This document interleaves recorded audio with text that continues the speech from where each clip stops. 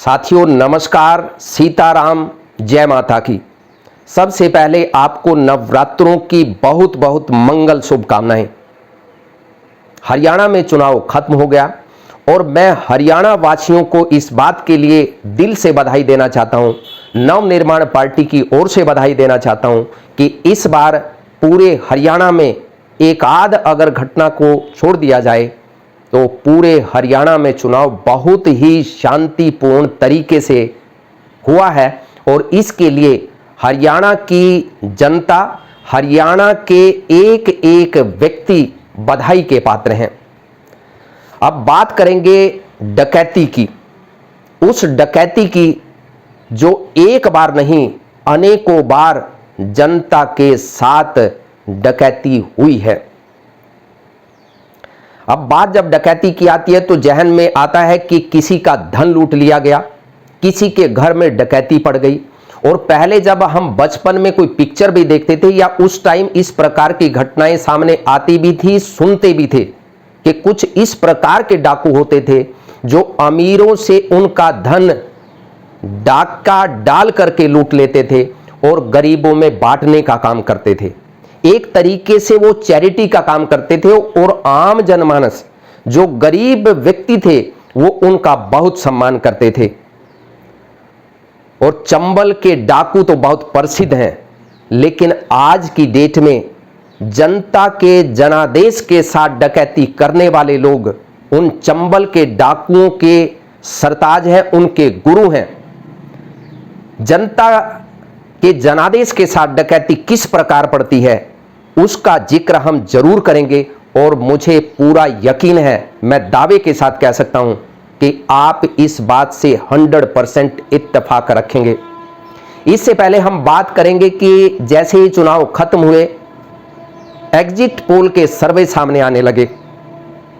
Exit poll के सर्वे किस तरीके से आते हैं ये समझ से परे है। इन्होंने कोई ये आंकड़ा नहीं दिया कि हमने किन लोगों के बीच में जाकर के सर्वे किया, कितने लोगों का व्यूज पॉइंट हमने लिया है, ये कोई भी सर्वे की एजेंसी नहीं बता पाई है। ये केवल और केवल मैनिपुलेट करने का मामला होता है कि 2-3 दिन में किस तरीके से लोगों के माइंड को सेट किया जाए। अगर थोड़ी बहुत धांधली करने का मौका अगर मिले तो उसे आसानी से किया जा सके।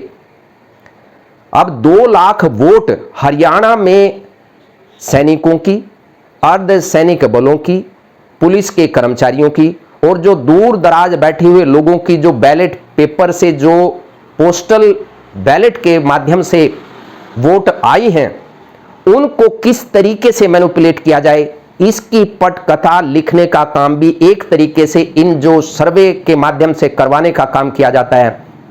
आपने देखा कि अभी एक भी व्यक्ति पूरे हरियाणा में जेजेपी को एक भी सीट नहीं दे रहा है, लेकिन एग्जिट पोल के कुछ महाशय जेजेपी को 2 से 3 सीटें दे रहे हैं, जबकि जेजेपी के दुष्यंत चौटाला अपनी अगर जमानत बचा ले तो उनकी बहुत बड़ी जीत साबित होगी। ये हमने कई बार कहा है और ये 2 महीने पहले हम कह चुके हैं।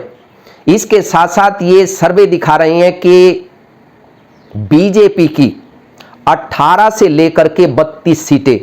वाह, कमाल का सर्वे है। सर्वे भी कमाल का कि पट भी मेरी और चित भी मेरी।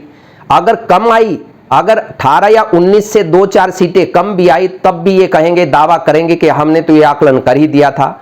और 27, 28, 30, 25 अगर आ गई तब भी कहेंगे कि हमारे सर्वे के बिल्कुल नजदीक है और हमने एग्जैक्ट इसका आकलन दे दिया था।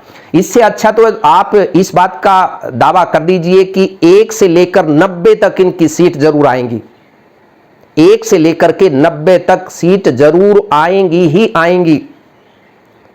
अभी इसी सर्वे में कांग्रेस को इन्होंने 44 से लेकर के 65 सीटें देने का काम कर दिया। यानी एक तरफ अगर मेजॉरिटी नहीं आती है तब भी ये बिल्कुल सही होंगे और अगर 65 या इसके आसपास 60, 65, 70 आती है तब भी ये कहेंगे कि हमारा तो सर्वे बिल्कुल 100% सही था। अब इनके सर्वे को देख लीजिए 2019 में जो इन्होंने करने का काम किया था लोकसभा चुनाव के दौरान। इन्होंने 2019 में किस तरीके से मैनिपुलेट करने का काम किया हरियाणा के अंदर। एक तरफ दावा किया जा रहा था कि अब की बार 75 पार, लेकिन इस बार ना ये 75 पार का नारा दे पाए, ना 80 पार का नारा दे पाए, ना 90 पार का नारा दे पाए, ना 45 पार का नारा दे पाए, ना 25 पार का नारा दे पाए और ना ही 9 पार का नारा दे पाए। कॉन्फिडेंस लेवल खत्म था।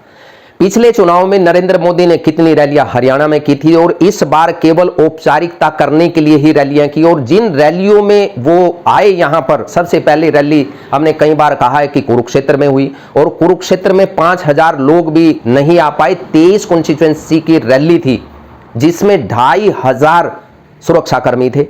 अब आप देख लीजिए कि कितना जनादेश इनके साथ है। वो तो आंकड़ा जो एग्जैक्ट फिगर है वो 8 तारीख को सामने आ जाएगा, लेकिन आज हम जनता के जनादेश के साथ जिस प्रकार से डाका डालने का काम होता है उस पर चर्चा कर रहे हैं। इन्होंने पिछले चुनाव में कहा था कि अब की बार 75 पार, और जितनी सर्वे एजेंसीज थी, जितने अपने आप को फोर्थ स्टेट कहते हैं, जो गोदी मीडिया थे, किस तरीके से लोगों की भावनाओं के साथ खिलवाड़ करने का काम किया गया। 78 से लेकर के 83 सीटें बीजेपी को दे रहे थे ये। अब जब इतनी सीटें हर सर्वे में इस तरीके से देने का काम होगा तो आम जनमानस ये सोचेगा कि सरकार इन्हीं की आ रही है। उसके बाद एग्जैक्ट फिगर जब आया तो 40 सीटें पर आकर ही मनोहर लाल खट्टर दम तोड़ गए। और जिनको ये कहते थे कि कांग्रेस की 2 से लेकर के 15 सीटें आ सकती है, यानी 2 सीटें कांग्रेस की और ज्यादा से ज्यादा 15 सीटें, उससे क्या हुआ कि कांग्रेस के जो दिग्गज नेता थे वो भी हताश होकर के अपने घर बैठ गए, और वो ये अनुमान लगा करके बैठे थे कि 4-5 सीटें ही उनकी आएंगी, जबकि उनकी 32 सीटें आ गई। जब 32 सीटें आई तो वो माथा पकड़ करके बैठ गए कि ये हमने क्या कर दिया, हम किन के बहकावे में आ गया। ये था जनता के जनादेश के साथ डाका, वो डाका डालने का काम किया गया। अगर इस प्रकार का सर्वे और इस प्रकार जन भावनाओं के साथ खिलवाड़ ना किया होता तो 2019 में ही हरियाणा में बीजेपी चलता हो जाती, और न जाने कितने किसानों की जान बच जाती, कितने बेरोजगारों को परमानेंट रोजगार मिल जाता। जिस तरीके से ये कहते रहे हैं कि हमने इस बार 1.5 लाख, पिछले 10 साल में 1.5 लाख युवाओं को रोजगार देने का काम किया, नौकरी देने का काम किया, जबकि हकीकत ये इन्होंने सरकारी नौकरियों को खत्म करने का काम किया, और जो वैकेंसीज खाली पड़ी थी उनकी जगह इन्होंने कौशल रोजगार योजना के तहत जो दिहाड़ी पर रखने का काम किया, युवाओं को एक तरीके से दबाने का, उनको बर्बाद करने का काम किया, उनका शोषण करने का काम किया। उसे ही ये अचीवमेंट समझ करके बैठे थे। इसे भी जनता के जनादेश के साथ डाका कहा जाता है।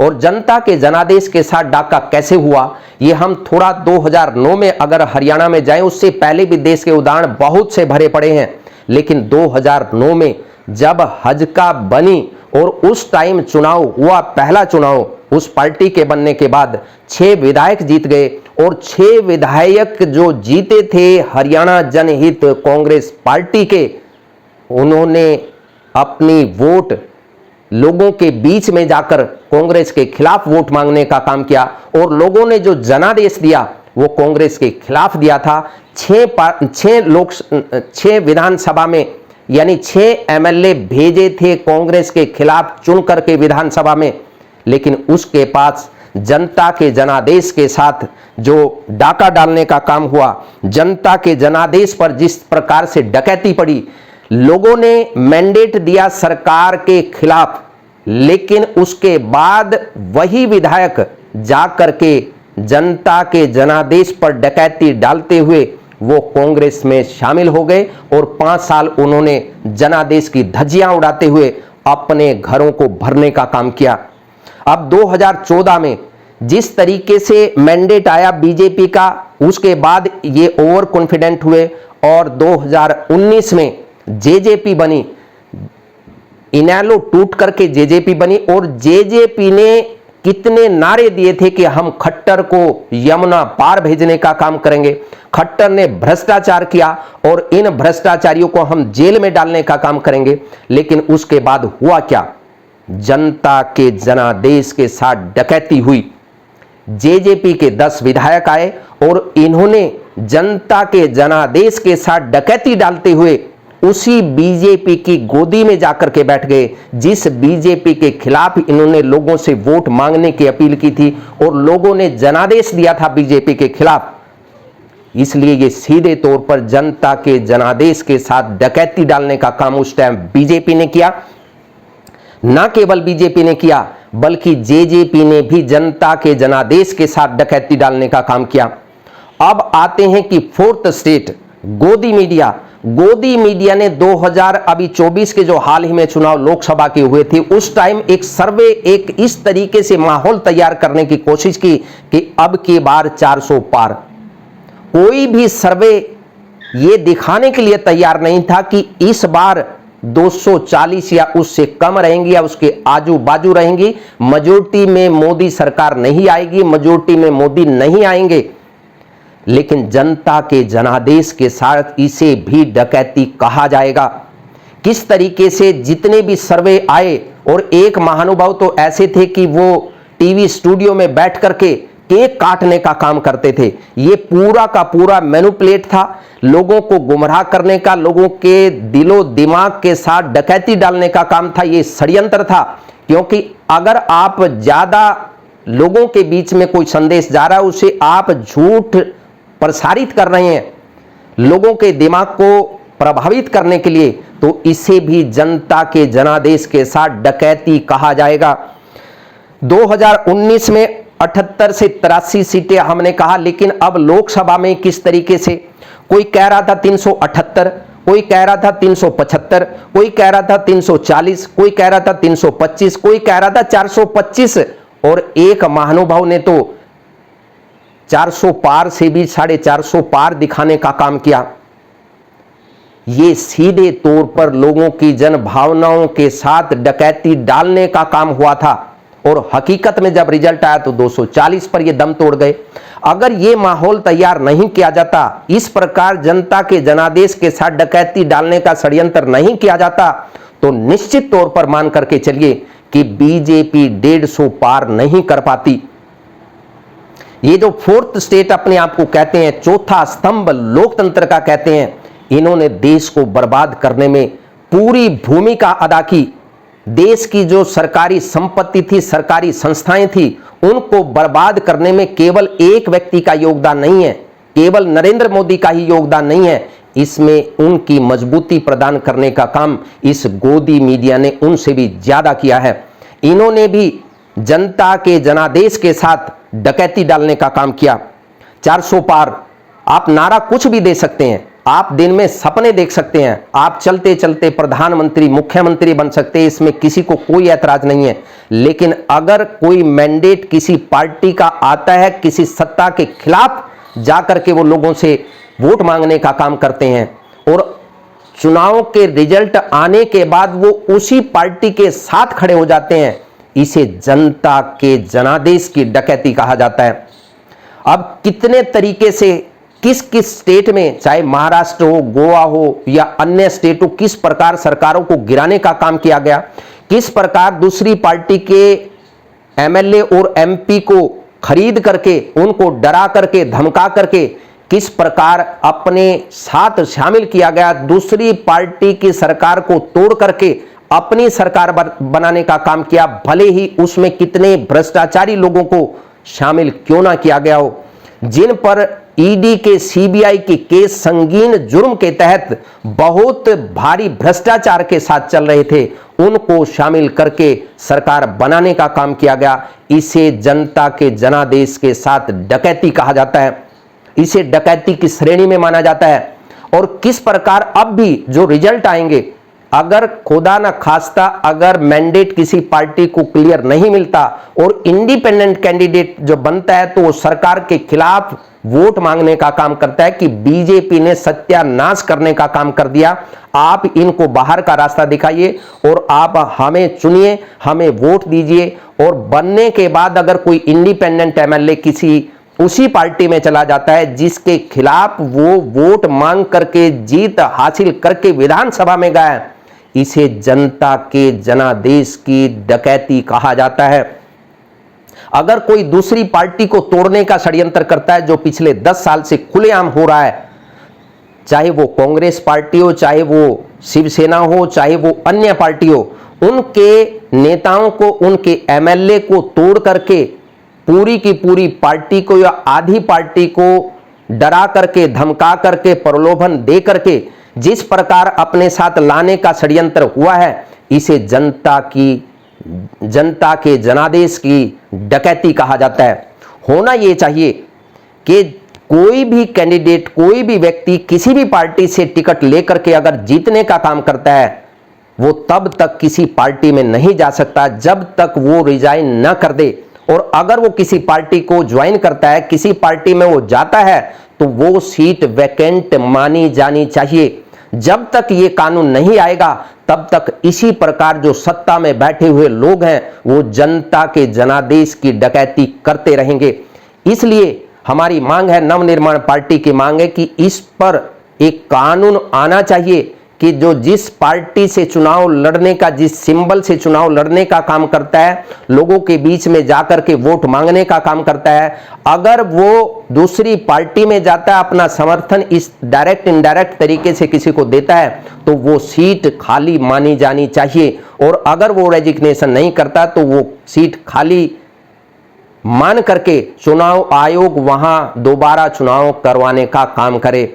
इसलिए हमने कहा कि केवल डकैती इस तरीके से नहीं होती कि आपकी धन दौलत छीन ली, डकैती वो भी होती है कि आपके बच्चों के भविष्य को बर्बाद करने का जो षड्यंत्र है उसे जनता के जनादेश की डकैती कहा जाता है। इसलिए इन चीजों पर बहुत सावधानी से चिंतन मंथन करने की जरूरत है।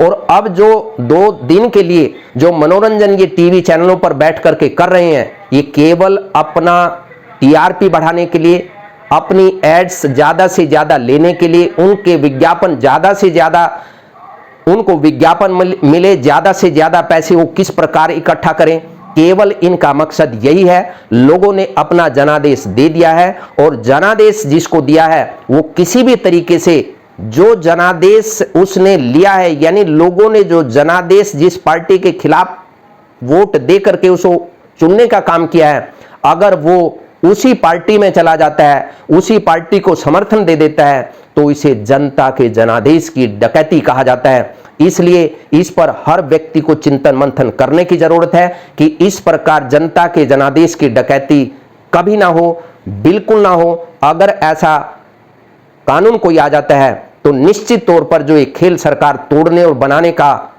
चल रहा है, ये निश्चित तौर पर बंद हो जाएगा और नेता किसी भी पार्टी में चुनाव लड़के उस पार्टी के तहत ही अपने इलाके का विकास करेंगे, अपने लोगों की सेवा करने का काम करेंगे। उसके बाद ये बिकने और खरीदने का काम काफी हद तक बंद हो जाएगा। अगर आपको हमारी बात सही लगी हो तो इस वीडियो को ज्यादा से ज्यादा लोगों तक पहुंचाइए, अपने मित्रों को, इष्ट मित्रों को, रिश्तेदारों को, जहां जहां भी आप इसे भेज सकते हैं आप जरूर भेजिए। निश्चित तौर पर हम चुनाव आयोग को भी टैग करेंगे, मोदी जी को टैग करेंगे, बीजेपी को टैग करेंगे, कांग्रेस को टैग करेंगे, राहुल गांधी को टैग करेंगे। जो लोकसभा में बैठे हुए लोग हैं उन तक ये बात जानी चाहिए कि ये कानून जरूर आना चाहिए कि जनता के जनादेश के साथ डकैती न हो। आपको एक बार फिर नवरात्रों की मंगल शुभकामनाएं। हरियाणा में शांतिपूर्ण चुनाव होने के लिए हरियाणा वासियों को हम दिल से बधाई देते हैं। बहुत बहुत धन्यवाद। नमस्कार। जय हिंद, जय भारत, जय हरियाणा, जय हरियाणा वासी। और अगर आपने चैनल को सब्सक्राइब नहीं किया है तो कर लीजिए, ज़्यादा से ज़्यादा लोगों तक इसे पहुंचाने का काम कीजिए। जय हिंद।